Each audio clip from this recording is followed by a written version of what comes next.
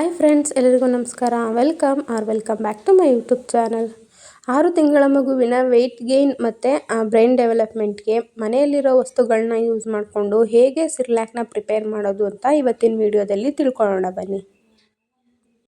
ಇದಿಷ್ಟು ಐಟಮ್ನ ಯೂಸ್ ಮಾಡಿಕೊಂಡು ಮನೆಯಲ್ಲಿಯೇ ಸಿರ್ಲ್ಯಾಕ್ನ ಹೇಗೆ ಪ್ರಿಪೇರ್ ಮಾಡೋದು ಅಂತ ಇವತ್ತಿನ ವಿಡಿಯೋದಲ್ಲಿ ತಿಳ್ಕೊಳ್ಳೋಣ ಬನ್ನಿ. ನಾನಿಲ್ಲಿ ಮೊದಲನೇದಾಗಿ ಈ ಥರ ಅಕ್ಕಿನ ತೊಗೊಂಡಿದ್ದೀನಿ. ಈ ಅಕ್ಕಿ ಯಾವುದೇ ರೀತಿ ಪಾಲಿಷ್ ಮಾಡಿಸಿಲ್ಲ. ಮಗುವಿಗೆ ವಿಟಮಿನ್ಸು ಪ್ರೋಟೀನ್ಸು ತುಂಬಾ ಇಂಪಾರ್ಟೆಂಟ್ ಆಗುತ್ತೆ. ಅದಕ್ಕೋಸ್ಕರ ಮಿಲ್ ಮಾಡಿಸಿ ತೊಗೊಂಡಿರೋಂತಹ ಅಕ್ಕಿ ಇದು. ಯಾವುದೇ ಪಾಲಿಷ್ ಮಾಡಿಸಿಲ್ಲ. ಈ ಪಾಲಿಷ್ ಮಾಡಿಸೋದ್ರಿಂದ ಅಕ್ಕಿನಲ್ಲಿರುವಂತಹ ಫೈಬರ್ ಕಂಟೆಂಟ್ ಎಲ್ಲ ಹೊರಟೋಗುತ್ತೆ. ಅದಕ್ಕೋಸ್ಕರ ನಾನು ಈ ಥರ ಅಕ್ಕಿನ ಯೂಸ್ ಮಾಡ್ಕೊಂಡಿದ್ದೀನಿ. ನೆಕ್ಸ್ಟ್ ಬಂದು ಈ ಬೇಳೆ, ಇದನ್ನು ತೊಗರಿ ಬೇಳೆ ಅಂತ ಹೇಳ್ತಾರೆ, ತೂರ್ ದಾಲ್ ಅಂತ. ಈ ಏನು ಹೇಳ್ತಾರೆ, ಹಸಿರು ಕಾಳು ಅಥವಾ ತೊಗರಿ ಕಾಳು ಅಂತ ಹೇಳ್ತಾರಲ್ಲ, ಅದನ್ನು ಒಡೆದು ತೊಗೊಂಡಿರೋಂತಹ ಬೇಳೆ ಇದು. ಇದನ್ನು ಯೂಸ್ ಮಾಡ್ಕೊಳ್ಳೋದ್ರಿಂದ ಮಗುವಿಗೆ ತುಂಬಾ ಯೂಸ್ಫುಲ್ ಆಗುತ್ತೆ. ಯಾಕಂದರೆ ಇದು ರುಚಿ ತುಂಬಾ ಬೇರೆ ಥರನೇ ಇರುತ್ತೆ ಅಂತಲೇ ಹೇಳ್ಬೋದು. ಈ ತೊಗರಿ ಬೇಳೆ ಇಲ್ಲ ಅಂದರೆ ನೀವು ಅಂಗಡಿನಲ್ಲಿ ಸಿಗುವಂತಹ ಬೇಳೆನ ಯೂಸ್ ಮಾಡ್ಬೋದು, ಏನು ಪ್ರಾಬ್ಲಮ್ ಆಗೋದಿಲ್ಲ. ನೆಕ್ಸ್ಟ್ ಬಂದು ನಾನು ಹೆಸರು ಬೇಳೆನ ತೊಗೊಂಡಿದ್ದೀನಿ.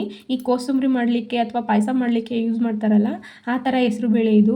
ಇದರಲ್ಲಿ ತುಂಬಾ ಫೈಬರ್ ಕಂಟೆಂಟ್ ಇದೆ ಮತ್ತು ತುಂಬಾ ಪ್ರೋಟೀನ್ಸ್ ಇದೆ. ಮಗುಗೆ ತುಂಬಾ ಹೆಲ್ಪ್ ಆಗುತ್ತೆ ಬೆಳವಣಿಗೆಗೆ ಅಂತ ಹೇಳಿ ಈ ಐಟಮ್ನ ತೊಗೊಂಡಿದ್ದೀನಿ. ನೆಕ್ಸ್ಟ್ ಬಂದು ಜೀರಿಗೆ ಮೆಣಸು, ಒಂದು 10ರಿಂದ 15 ಕಾಳಷ್ಟು ಮೆಣಸು ಕಾಳು ತೊಗೊಂಡಿದ್ದೀನಿ. ಒಂದು ಸ್ವಲ್ಪ ಅಂದರೆ ಇಷ್ಟು ಸ್ವಲ್ಪ ಅಂತ ಹೇಳ್ತಾರಲ್ಲ, ಹೇಗೆ ಹೇಳೋದು, ಒಂದು 1/4 ಟೀ ಸ್ಪೂನ್ ಆಗುವಷ್ಟು ಜೀರಿಗೆನ ತೊಗೊಂಡಿದ್ದೀನಿ. ನೆಕ್ಸ್ಟ್ ಬಂದು 5 ಬಾದಾಮಿನ ತೊಗೊಂಡಿದ್ದೀನಿ. ಇಲ್ಲಿ 8 ಬಾದಾಮಿ ಇದೆ. ನೆಕ್ಸ್ಟು 8 ಗೋಡಂಬಿನ ತೊಗೊಂಡಿದ್ದೀನಿ.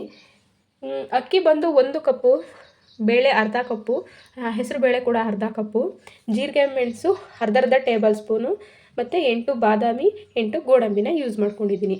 ಇದಿಷ್ಟನ್ನು ಯೂಸ್ ಮಾಡಿ ಚಿಟಿಕೆ ಹೊಡೆಯೋದ್ರಲ್ಲಿ ಹೋಮ್ ಮೇಡ್ ಸಿರ್ಲ್ಯಾಕ್ನ ಪ್ರಿಪೇರ್ ಮಾಡೋದು. ನಾವು ಸಾಧ್ಯವಾದಷ್ಟು ಮನೆಯಲ್ಲಿಯೇ ಹೋಮ್ ಮೇಡ್ ಸಿರ್ಲ್ಯಾಕ್ನ ಮಾಡೋದನ್ನು ಅಭ್ಯಾಸ ಮಾಡ್ಕೋಬೇಕು. ಯಾಕಂದರೆ ಹೊರಗಡೆಯಿಂದ ತರೋದ್ರಿಂದ ಅದು ಕೆಡಬಾರ್ದು ಅಥವಾ ಹಾಳಾಗಬಾರ್ದು ಅಂತ ಹೇಳಿ ಕೆಮಿಕಲ್ನ ಮಿಕ್ಸ್ ಮಾಡಿರ್ತಾರೆ. ಮತ್ತು ಮೈದಾ, ಶುಗರ್ ಆಗಿರ್ಬೋದು, ಈ ಥರದ ಎಲ್ಲ ಕಂಟೆಂಟ್ನ ಮಿಕ್ಸ್ ಮಾಡಿರ್ತಾರೆ. ಅದಕ್ಕೋಸ್ಕರ ಮಗುಗೆ ನಾವೇ ಮನೆಯಲ್ಲಿಯೇ ಹೋಮ್ ಮೇಡ್ ಸಿರ್ಲ್ಯಾಕ್ನ ಪ್ರಿಪೇರ್ ಮಾಡೋದನ್ನ ನೋಡ್ಕೊಳ್ಳೋಣ ಬನ್ನಿ.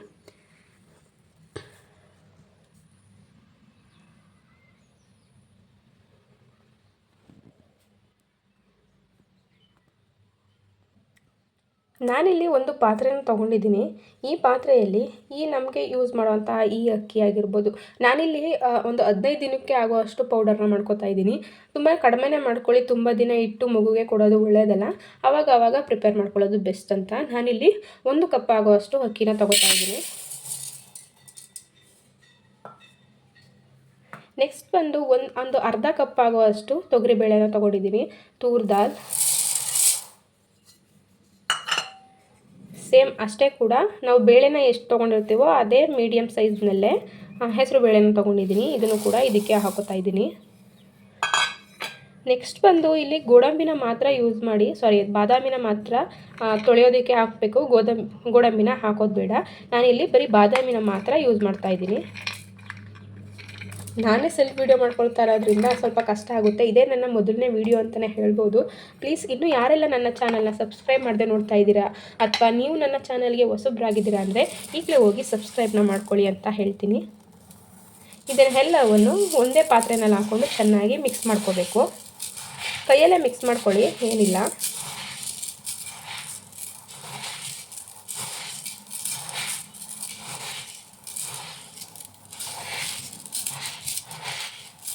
ಈ ರೀತಿ ಎಲ್ಲವೂ ಕೂಡ ನೀಟಾಗಿ ಮಿಕ್ಸ್ ಆಗಿರಬೇಕು. ನಾನಿಲ್ಲಿ ನೀಟಾಗಿ ಮಿಕ್ಸ್ ಮಾಡ್ಕೊಂಡು ತೋರಿಸ್ತಾ ಇದ್ದೀನಿ ನೋಡಿ. ಇದೆಲ್ಲ ಮಿಕ್ಸ್ ಆದಮೇಲೆ ಇದನ್ನು ಅಟ್ಲೀಸ್ಟ್ ಒಂದು 3 to 4 ಟೈಮ್ಸ್ ಆದರೂ ನೀಟಾಗಿ ವಾಶ್ ಮಾಡಬೇಕು. ನಾನಿಲ್ಲಿ ವಾಶ್ ಮಾಡ್ಕೊಂಡು ಬರ್ತೀನಿ. ಇಲ್ಲಿ ವಾಶ್ ಮಾಡ್ಕೊಳ್ಳೋದಕ್ಕೆ ನಾನು ನೀರನ್ನ ಹಾಕೋಗ್ತಾ ಇದ್ದೀನಿ. ಒಂದು 3ರಿಂದ 4 ಸಲನಾದರೂ ಇದನ್ನು ನೀಟಾಗಿ ತೊಳ್ಕೊಬೇಕು. ಇದರಲ್ಲಿರೋಂತಹ ಧೂಳು ಏನಾದರೂ ಇದ್ದರೆ ನೀಟಾಗಿ ಹೋಗುತ್ತೆ. ನಾನಿಲ್ಲಿ ಬಾದಾಮಿನ ಸಿಪ್ಪೆ ತೆಗೆದೆ ಹಾಗೆ ಹಾಕ್ಕೊಂಡಿದ್ದೀನಿ. ಯಾಕಂದರೆ ಸಿಪ್ಪೆನಲ್ಲೇ ತುಂಬಾ ಐರನ್ ಕಂಟೆಂಟ್ ಇರೋದ್ರಿಂದ ಸಿಪ್ಪೆ ತೆಗೆದ್ರೆ ಮಗುಗೆ ಯಾವುದೇ ರೀತಿ ಯೂಸ್ ಆಗೋದಿಲ್ಲ. ಅದಕ್ಕೋಸ್ಕರ ನಾನು ಸಿಪ್ಪೆ ತೆಗೆದೆ ಹಾಗೆ ಹಾಕೋತಾ ಇದ್ದೀನಿ. ಒಂದು 3ರಿಂದ 4 ಸಲನಾದರೂ ಇದನ್ನು ನೀಟಾಗಿ ತೊಳ್ಕೊಬೇಕು.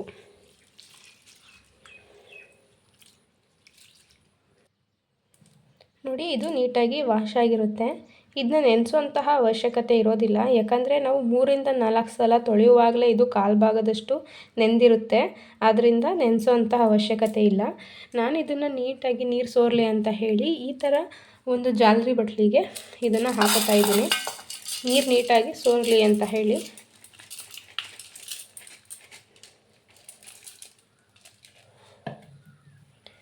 ಈ ರೀತಿ ನೀರನ್ನ ಒಂದು ಸ್ವಲ್ಪ ನೀರೆಲ್ಲ ಆಚೆ ಹೋಗೋ ಥರ ಇದನ್ನ ನೀಟಾಗಿ ಸೋರಿಸ್ಕೊಳ್ಳೋಣ.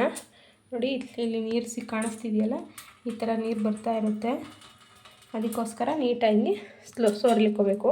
ಒಂದು 2-3 ನಿಮಿಷನಾದರೂ ಇದನ್ನು ಬಿಡಿ, ಅದರಲ್ಲಿರೋಂತಹ ನೀರೆಲ್ಲ ಆಚೆ ಹೋಗಿರುತ್ತೆ. ತುಂಬಾ ಸಾಫ್ಟಾಗಿದೆ. ಇದನ್ನ ತೊಳೆದ ತಕ್ಷಣವೇ ಗೊತ್ತಾಗುತ್ತೆ ತುಂಬ ಸಾಫ್ಟಾಗಿರುತ್ತೆ.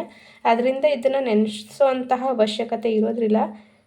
ನೋಡಿ ಅಕ್ಕಿನ ಹಿಂಗೆ ಉಂಕಿದ ತಕ್ಷಣ ಅದು ಪೀಸ್ ಆಗ್ತಿದೆ. ಅದಕ್ಕೋಸ್ಕರ ಇದನ್ನ ನೆನೆಸೋವಂತಹ ಅವಶ್ಯಕತೆ ಇರೋದಿಲ್ಲ. ಒಂದು 2 ನಿಮಿಷ ಇದನ್ನು ಇದೇ ರೀತಿ ಜಾಲರಿಲಿ ಬಿಟ್ಟರೆ ಆ ನೀರೆಲ್ಲ ಆಚೆ ಬಂದಿರುತ್ತೆ. ನೋಡಿ ಇದು ಒಂದು 2 ನಿಮಿಷ ಬಿಟ್ಟಿದ್ದೆ, ನೀರೆಲ್ಲ ಆಚೆ ಬಂದಿದೆ ಇದರಿಂದ. ಇವಾಗ ಇದನ್ನು ಒಣಗಿಸ್ಕೋಬೇಕು. ನಾನಿಲ್ಲಿ ಒಂದು ಚಾಪೆನ ಹಾಕಿ ಅದ್ರ ಮೇಲ್ಗಡೆ ಒಂದು ಲುಂಗಿ ಬಟ್ಟೆನ ಹಾಕಿದ್ದೀನಿ. ನಿಮ್ಮ ಮನೆಯಲ್ಲಿ ಕಾಟನ್ ಬಟ್ಟೆ ಯಾವುದಾದ್ರೂ ಇದ್ದರೆ ಹಾಕೋಬೋದು. ಈ ಹೊರಗಡೆ ಬಿಸಿಲಲ್ಲಿ ಹಾಕೋದಕ್ಕಿಂತ ಹೆಚ್ಚಾಗಿ ಈ ಧೂಳೆಲ್ಲ ಬರೋ ಚಾನ್ಸಸ್ ಇರುತ್ತೆ. ಅದಕ್ಕೋಸ್ಕರ ನಾನು ಮನೆ ಒಳಗಡೆ ಇದನ್ನು ನೀಟಾಗಿ ಒಣಗಿಸ್ಕೊತಾ ಇದ್ದೀನಿ. ಈ ರೀತಿ ಒಂದು ಕಾಟನ್ ಬಟ್ಟೆನ ಹಾಕ್ಕೊಂಡು ಈ ಸೋರಿರುವಂತಹ ಈ ಅಕ್ಕಿ ಕಾಳು ನೀವೇನೇನು ಹಾಕಿದ್ರಿ ಅದೆಲ್ಲವನ್ನು ಈ ರೀತಿ ಹಾಕ್ಕೊಂಡು ನೀಟಾಗಿ ಈ ರೀತಿ ಹರಡ್ಕೋಬೇಕು. 1 ಅವರ್ ಅಥವಾ 2 ಅವರ್ ಫ್ಯಾನ್ ಕೆಳಗಡೆ ಇದನ್ನು ಹಾಕಿದ್ರೆ ನೀಟಾಗಿ ಒಣಗಿರುತ್ತೆ.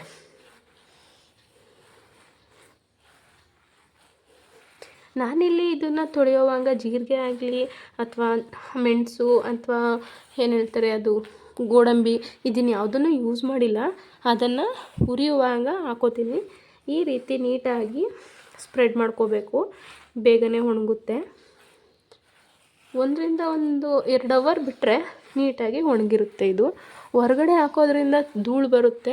ನಾವು ಧೂಳು ಹೋಗಲಿ ಅಂತಲೇ ತೊಳೆದಿರ್ತೀವಿ, ಹೊರಗಡೆ ಒಣಗಾಕ್ತಾ ಧೂಳೇ ವಾಪಸ್ ಬಂದಿರುತ್ತೆ. ಅದಕ್ಕೋಸ್ಕರ ನಾನು ಮನೆಯಲ್ಲೇ ಒಣಗಾಕೋತಾ ಇದ್ದೀನಿ. ನೀವು ಕೂಡ ಹೊರಗಡೆ ಏನಾದರೂ ಒಣಗಾಕಿದ್ರೆ ಇದ್ರ ಮೇಲ್ಗಡೆ ಒಂದು ತೆಳುವಾದ ಕಾಟನ್ ಬಟ್ಟೆನ ಯೂಸ್ ಮಾಡಿ ಇದನ್ನು ಮೇಲ್ಗಡೆ ಒಣಗಾಕ್ಬೋದು. ಇವಾಗ ಮಳೆ ಬರ್ತಾ ಇರೋದ್ರಿಂದ ನನಗೆ ಅರ್ಜೆಂಟಾಗಿ ಈ ಪೌಡರ್ ಬೇಕಾಗಿತ್ತು.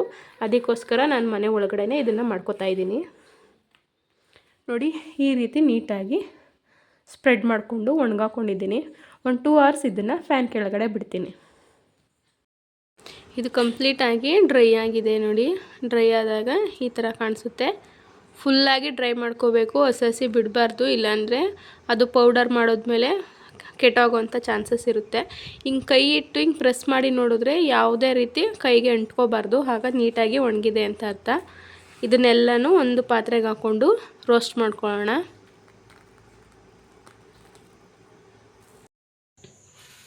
ಈ ರೀತಿ ಒಣಗಿಸ್ಕೊಂಡು ಎಲ್ಲನೂ ಒಂದು ಪ್ಲೇಟ್ಗೆ ಹಾಕಿ ಇಟ್ಕೊಂಡಿದ್ದೀನಿ.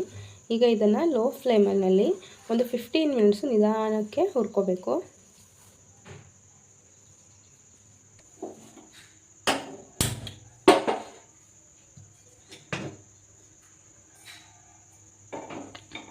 ಈ ರೀತಿ ಒಂದು ಪ್ಯಾನ್ನ ಇಟ್ಕೊಂಡಿದ್ದೀನಿ.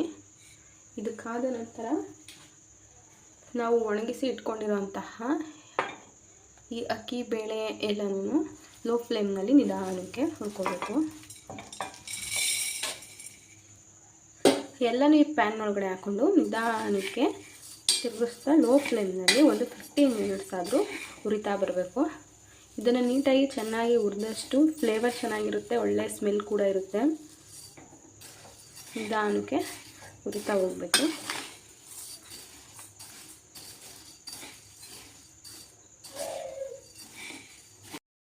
ಈ ರೀತಿ ನೀಟಾಗಿ ಫ್ರೈ ಮಾಡ್ಕೋಬೇಕು. ಲೋ ಫ್ಲೇಮ್ನಲ್ಲೇ ಮಾಡ್ಕೊಳ್ಳಿ, ಫುಲ್ಲು ಡ್ರೈ ಆಗಿ ಮಾಡ್ಕೋಬೇಕು, ಸ್ವಲ್ಪನೂ ನೀರಿರಬಾರ್ದು.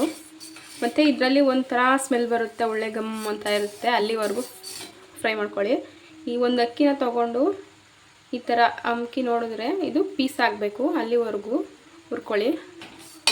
ಇದನ್ನ ನೀಟಾಗಿ ಒಂದು 15 ಮಿನಿಟ್ಸ್ ಹುರ್ಕೊಂಡಿದ್ದಾದಮೇಲೆ ಇದನ್ನು ತಣ್ಣಗಾಗೋದಕ್ಕೆ ಬಿಡಬೇಕು. ಒಂದು ಪ್ಲೇಟ್ಗೆ ಹಾಕ್ಕೊಂಡು ತಣ್ಣಗೆ ಮಾಡ್ಕೋತೀನಿ. ಇದನ್ನು ಈ ರೀತಿ ಒಂದು ಪ್ಲೇಟ್ಗೆ ತಣ್ಣಗಾಗಲಿಕ್ಕೆ ಹಾಕಬೇಕು.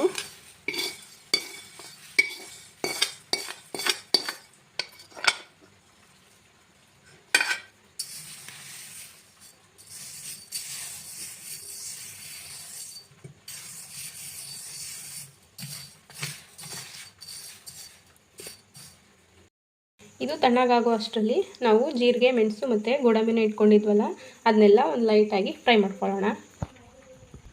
ನಾನಿಲ್ಲಿ ಇದೇ ಪ್ಯಾನ್ನ ತೊಗೊಂಡಿದ್ದೀನಿ. ಇಲ್ಲಿ ಜೀರಿಗೆ, ಮೆಣಸು ಹಾಕ್ಕೊಳ್ತಾ ಇದ್ದೀನಿ ಮತ್ತು ಇದ್ರ ಜೊತೆಗೇ ಈ ಗೋಡಂಬಿನ ಹಾಕೋತಾ ಇದ್ದೀನಿ. ಲೋ ಫ್ಲೇಮ್ನಲ್ಲಿ ಒಂದು 2 ನಿಮಿಷ ಇದನ್ನು ಫ್ರೈ ಮಾಡ್ಕೊಳ್ಳಿ. ಇದರಿಂದ ಸ್ಮೆಲ್ ಕೂಡ ಚೆನ್ನಾಗಿರುತ್ತೆ, ಆಮೇಲೆ ಫುಡ್ ಕೂಡ ತುಂಬಾ ಟೇಸ್ಟಿಯಾಗಿರುತ್ತೆ.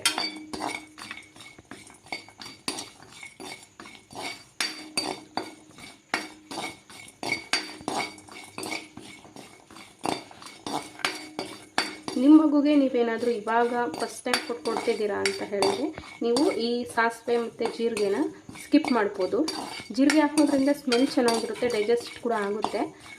ಈ ಕಾಳು ಮೆಣಸು ಹಾಕೋದ್ರಿಂದ ಸ್ವಲ್ಪ ಖಾರ ಇರುತ್ತೆ, ನೀವು ಅದನ್ನು ಕೂಡ ಸ್ಕಿಪ್ ಮಾಡ್ಬೋದು. ಸ್ವಲ್ಪನೇ ಹಾಕ್ಕೊಳ್ಳಿ. ಇದು ಲೈಟಾಗಿ ಫ್ರೈ ಆಗಿದೆ ಅಂದಾಗ ಒಂದು 1/4 ಟೀ ಸ್ಪೂನಷ್ಟು ಮೆಂತ್ಯನ ಆ್ಯಡ್ ಮಾಡ್ಕೊಳ್ಳಿ. ಇದನ್ನು ಸ್ವಲ್ಪ ಹೊತ್ತು ಫ್ರೈ ಮಾಡ್ಕೊಳ್ಳಿ.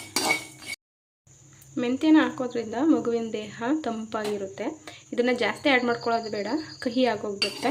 ಸ್ವಲ್ಪ ಹಾಕ್ಕೊಂಡ್ರೆ ಸಾಕು. ಇದನ್ನ ಫ್ರೈ ಮಾಡ್ತಾ ಇದ್ದಾಗೇ ಒಂದು ಒಳ್ಳೆ ಘಮ್ ಅಂತ ಸ್ಮೆಲ್ ಬರುತ್ತೆ. ತುಂಬಾ ಚೆನ್ನಾಗಿರುತ್ತೆ. ಈ ಥರ ಫ್ರೈ ಮಾಡಿ ಮಗುವಿಗೆ ಕೊಡೋದ್ರಿಂದ ತುಂಬಾ ಬೆನಿಫಿಟ್ಸ್ ಅಂತಲೇ ಹೇಳ್ಬೋದು. ಇದು ಫ್ರೈ ಆಗಿದೆ ಲೈಟಾಗಿ. ಇಷ್ಟು ಲೈಟಾಗಿ ಮಾಡಿಕೊಂಡ್ರೆ ಸಾಕು, ಜಾಸ್ತಿ ಉರಿಯುವಂತಹ ಅವಶ್ಯಕತೆ ಇರೋದಿಲ್ಲ. ಇದನ್ನು ಒಂದು ಪ್ಲೇಟ್ಗೆ ಹಾಕೋತಾ ಇದ್ದೀನಿ. ಎಲ್ಲನೂ ಒಂದು ಪ್ಲೇಟ್ನಲ್ಲಿ ಹಾಕ್ಕೊಂಡಿದ್ದೀನಿ. ಇದೆಲ್ಲನೂ ನೀಟಾಗಿ ಮಿಕ್ಸ್ ಮಾಡ್ಕೊಳ್ಳೋಣ. ಇದನ್ನು ನೀಟಾಗಿ ಮಿಕ್ಸ್ ಮಾಡಿ ಮತ್ತು ತಣ್ಣಗಾದ್ಮೇಲೆ ನಾವು ಇದನ್ನು ಮಿಕ್ಸಿಯಿಂದ ರುಬ್ಕೋಬೇಕು.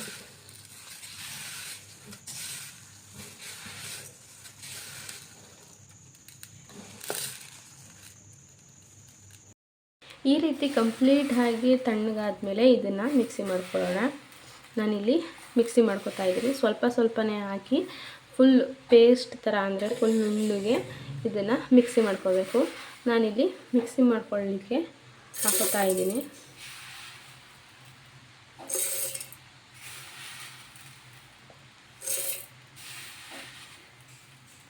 ಸ್ವಲ್ಪನೇ ಹಾಕ್ಕೊಂಡು ಮಿಕ್ಸಿನ ಮಾಡ್ಕೊಳ್ಳಿ.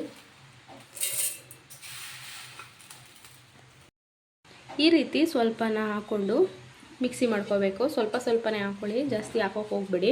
ನಾನಿಲ್ಲಿ ಮಿಕ್ಸಿ ಮಾಡ್ತೀನಿ.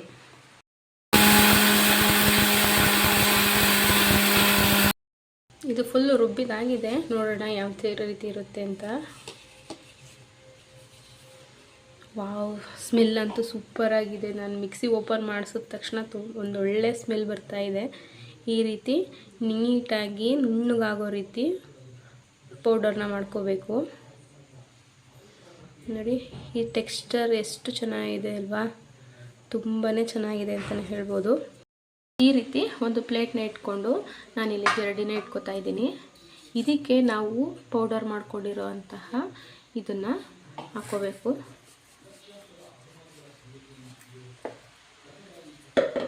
ಇದನ್ನ ನೀಟಾಗಿ ಹಾಕ್ಕೊಂಡು ಜರಡಿ ಹಿಡಿತಾ ಹೋಗಬೇಕು.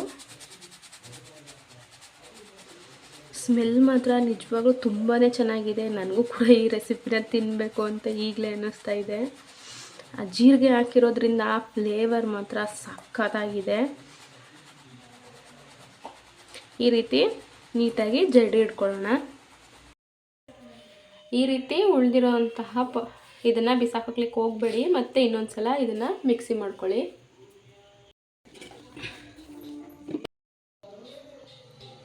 ಈ ರೀತಿ ಒಂದು ಸಾಫ್ಟ್ ಆಗಿರುವಂತಹ ಒಂದೊಳ್ಳೆ ಪೌಡರ್ ರೆಡಿಯಾಗುತ್ತೆ.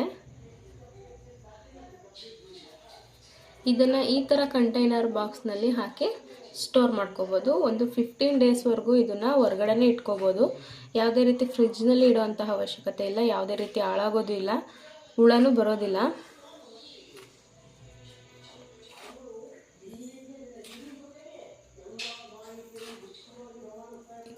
ಈ ರೀತಿ ಒಂದು ಬಾಕ್ಸ್ನಲ್ಲಿ ಸ್ಟೋರ್ ಮಾಡಿ ಇದನ್ನು ಆಚೆ ಕಡೆ 15 ಡೇಸ್ವರೆಗೂ ಇಟ್ಕೋಬೋದು. ಯಾವುದೇ ರೀತಿ ಹಾಳಾಗೋದಿಲ್ಲ.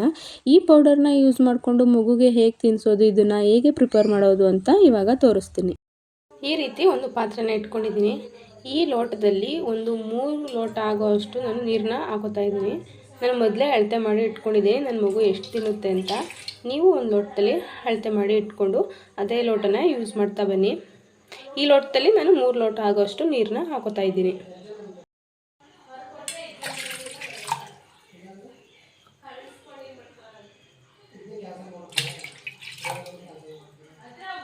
ನೀರನ್ನು ಹಾಕ್ಕೊಂಡಿದ್ದಾದಮೇಲೆ ಇದನ್ನು ಬಿಸಿ ಮಾಡೋಕ್ಕೂ ಮುಂಚೆನೇ ನಾವು ಈಗ ತಾನೇ ಫ್ರೆಶ್ ಆಗಿ ಪ್ರಿಪೇರ್ ಮಾಡಿದಂತಹ ಹೋಮ್ ಮೇಡ್ ಸಿರ್ಲ್ಯಾಕ್ನ 1 ರಿಂದ 2 ಸ್ಪೂನ್ ಆಗುವಷ್ಟು ನೀರಿನಲ್ಲಿ ಹಾಕಿ ನೀಟಾಗಿ ಮಿಕ್ಸ್ ಮಾಡ್ಕೋಬೇಕು. ಇದರಲ್ಲಿ ಸ್ವಲ್ಪನೂ ಗಂಟಿಲ್ಲದೆ ಇರೋ ರೀತಿ ಹಿಟ್ಟು ಹಾಗೆ ಅಂದರೆ ಹಸಿ ಹಸಿಯಾಗಿ ಇಲ್ಲದೆ ಇರೋ ರೀತಿ ನೀಟಾಗಿ ಮಿಕ್ಸ್ ಮಾಡ್ಕೋಬೇಕಾಗುತ್ತೆ. ಇಲ್ಲಿ ನಾವು ನೋಡೋ ಥರ ತುಂಬಾ ತೆಳ್ಳಗಿರುತ್ತೆ, ಒಂಥರ ನೀರು ಥರ ಇರುತ್ತೆ. ಆದರೆ ಇದು ಬೇಯ್ತಾ ತುಂಬಾ ಗಟ್ಟಿಯಾಗಿಬಿಡುತ್ತೆ. ಅದಕ್ಕೋಸ್ಕರ 1 ರಿಂದ 2 ಸ್ಪೂನ್ನ ಹಾಕ್ಕೊಂಡ್ರೆ ಸಾಕು. ನಾನಿಲ್ಲಿ ಇವಾಗ ಒಲೆನ ಹಚ್ಚಿ ಇದನ್ನು ಬಿಸಿ ಮಾಡಲಿಕ್ಕೆ ಇಡ್ತಾ ಇದ್ದೀನಿ. ಬಿಸಿ ಮಾಡೋಕ್ಕೂ ಮುಂಚೆ ಇದನ್ನು ಇನ್ನೊಂದು ಸಲ ಮಿಕ್ಸ್ ಮಾಡ್ಕೋಬೇಕು. ಆ ಪೌಡರ್ ಎಲ್ಲ ಕೆಳಗಡೆ ಹೋಗಿ ಕೂತಿರುತ್ತಲ್ವ, ಅದಕ್ಕೋಸ್ಕರ ಇನ್ನೊಂದು ಸಲ ಮಿಕ್ಸ್ ಮಾಡಿಕೊಂಡ್ರೆ ನೀಟಾಗಿ ಮಿಕ್ಸ್ ಆಗುತ್ತೆ ಅಂತ ಹೇಳಿ ಮತ್ತೆ ಮಿಕ್ಸ್ ಮಾಡ್ತಾ ಇದ್ದೀನಿ. ಇದನ್ನು ಅವಾಗವಾಗಲೇ ಕೈ ಆಡಿಸ್ತಾ ಇರಬೇಕು, ಈ ಥರ ತಿರುಗ್ತಾ ಇರಬೇಕು. ಇಲ್ಲಾಂದರೆ ಇದು ತಳ ಹಿಡಿಯೋವಂಥ ಚಾನ್ಸಸ್ ಇರುತ್ತೆ. ಆ ಮಗುಗೆ ಸೀದೋಗಿರೋ ಥರ ಊಟನ ತಿನ್ನಿಸ್ಬಾರ್ದಲ್ವ, ಒಂಥರ ಸ್ಮೆಲ್ಲೇ ಚೆನ್ನಾಗಿರೋದಿಲ್ಲ. ಅದಕ್ಕೋಸ್ಕರ ಅವಾಗವಾಗ ಇದನ್ನು ನೀಟಾಗಿ ಮಿಕ್ಸ್ ಮಾಡ್ಕೊಳ್ತಾ ಹೋಗಬೇಕು. ಇದು ಬೇಯ್ತಾ ಈ ರೀತಿ ಈ ವಿಡಿಯೋದಲ್ಲಿ ಕಾಣೋ ರೀತಿ ತುಂಬಾ ಗಟ್ಟಿಯಾಗಿಬಿಡುತ್ತೆ. ಇದು ತಣ್ಣಗಾದ್ಮೇಲೆ ಇನ್ನೂ ಗಟ್ಟಿಯಾಗಿಬಿಡುತ್ತೆ. ಅದಕ್ಕೋಸ್ಕರ ಒಂದು ಕನ್ಸಿಸ್ಟೆನ್ಸಿ ಬರೋವರೆಗೂ ಅಟ್ಲೀಸ್ಟ್ ಒಂದು ದೋಸೆ ಹಿಟ್ಟಿನ ಹದಕ್ಕೆ ಬರೋ ಅಷ್ಟಾದ್ರೂ ಇದನ್ನು ನೀಟಾಗಿ ಮಿಕ್ಸ್ ಮಾಡ್ಕೋಬೇಕು. ಈ ಹದಕ್ಕೆ ಬಂದಮೇಲೆ ಇದು ನೀಟಾಗಿ ಬೆಂದಿರುತ್ತೆ. ಇದನ್ನು ಮಗುಗೆ ಕೂಡ ತಿನ್ನಿಸ್ಬೋದು. ಆದರೆ ತುಂಬಾ ಬಿಸಿ ಇರುತ್ತೆ, ಸ್ವಲ್ಪ ತಣ್ಣಗಾಗಬೇಕು. ತಣ್ಣಗಾದ್ಮೇಲೆ ಇನ್ನು ಸ್ವಲ್ಪ ಗಟ್ಟಿಯಾಗುತ್ತೆ, ಆವಾಗ ಇದನ್ನು ಮಗುಗೆ ಕೊಡ್ಬೋದು. ನಾನಿಲ್ಲಿ ಗ್ಯಾಸ್ನ ಆಫ್ ಮಾಡಿಕೊಂಡು ಇದನ್ನು ಒಂದು ಬಾಕ್ಸ್ಗೆ ಅಥವಾ ಬೌಲ್ಗೆ ಅಥವಾ ಬಟ್ಲಿಗೆ ಯಾವುದಕ್ಕಾದ್ರೂ ಸರ್ವ್ ಮಾಡಿ ಇಟ್ಕೋತಾ ಇದ್ದೀನಿ. ಪ್ಲಾಸ್ಟಿಕ್ನ ಯೂಸ್ ಮಾಡಬೇಡಿ. ಪ್ಲಾಸ್ಟಿಕ್ನ ಯೂಸ್ ಮಾಡೋದು ತುಂಬಾ ಡೇಂಜರು. ಅದರಲ್ಲೂ ಈ ಚಿಕ್ಕ ಮಗುಗೆ ಪ್ಲಾಸ್ಟಿಕ್ನ ಯೂಸ್ ಮಾಡೋದು ಒಳ್ಳೆಯದಲ್ಲ. ಇಲ್ಲಿ ನಾನು ಸ್ಟೀಲ್ ಬಾಕ್ಸ್ಗೆ ಹಾಕ್ಕೊಂಡು ಮನೆಯಲ್ಲೇ ಮಾಡಿರುವಂತಹ ತುಪ್ಪನ ಹಾಕ್ಕೊಂಡು ಮಿಕ್ಸ್ ಮಾಡ್ಕೊತಾ ಇದ್ದೀನಿ. ನಿಮಗೇನಾದರೂ ತುಪ್ಪ ಮಾಡಿರುವಂತಹ ವಿಡಿಯೋ ಬೇಕು ಅಂದರೆ ನೀವು ನನಗೆ ಕಮೆಂಟ್ನ ಮಾಡಿ, ನಾನು ವಿಡಿಯೋ ಮಾಡಿ ಹಾಕ್ತೀನಿ. ಪಕ್ಕದಲ್ಲಿ ಕೇಳ್ತಾ ಇರೋದು ನನ್ನ ಮಗನ ವಾಯ್ಸು. ಅವನು ಕೂಡ ನಮ್ಮ ಥರನೇ ಮಾತಾಡಲಿಕ್ಕೆ ಶುರು ಮಾಡ್ತಾ ಇದ್ದಾನೆ. ಈ ರೀತಿ ನೀಟಾಗಿ ತುಪ್ಪ ಎಲ್ಲ ಮಿಕ್ಸ್ ಆದಮೇಲೆ ಇದು ಸ್ವಲ್ಪ ಉಗುರು ಬೆಚ್ಚಗಿದೆ ಅನ್ನೋವಾಗ ಇದನ್ನು ಮಗುಗೆ ತಿನ್ನಿಸ್ಬೋದು. ಹೊರಗಡೆಯಿಂದ ಬೇರೆ ಯಾವುದೋ ಪೌಡರ್ನ ತಂದು ಸಿರ್ಲ್ಯಾಕ್ನ ತಂದು ಮಗುಗೆ ಕೊಡೋ ಬದಲು ನಾವೇ ಮನೆಯಲ್ಲಿ ಪ್ರಿಪೇರ್ ಮಾಡಿಕೊಂಡು ಮಗುಗೆ ತಿನ್ನಿಸೋದು ನಮ್ಮ ತಾಯಿಯಾಗಿ ನಮ್ಮ ಕರ್ತವ್ಯ ಆಗುತ್ತೆ. ಈ ವಿಡಿಯೋ ನಿಮಗೇನಾದರೂ ಇಷ್ಟ ಆಗಿದ್ದರೆ, ಯೂಸ್ಫುಲ್ ಅನಿಸಿದರೆ ಪ್ಲೀಸ್ ಒಂದು ಲೈಕ್ನ ಮಾಡಿ. ಹಾಗೆ ಇದೇ ಥರ ವಿಡಿಯೋಗಳಿಗಾಗಿ ನನ್ನ ಚಾನಲ್ನ ಸಬ್ಸ್ಕ್ರೈಬ್ ಮಾಡ್ಕೊಳ್ಳಿ. Thank you.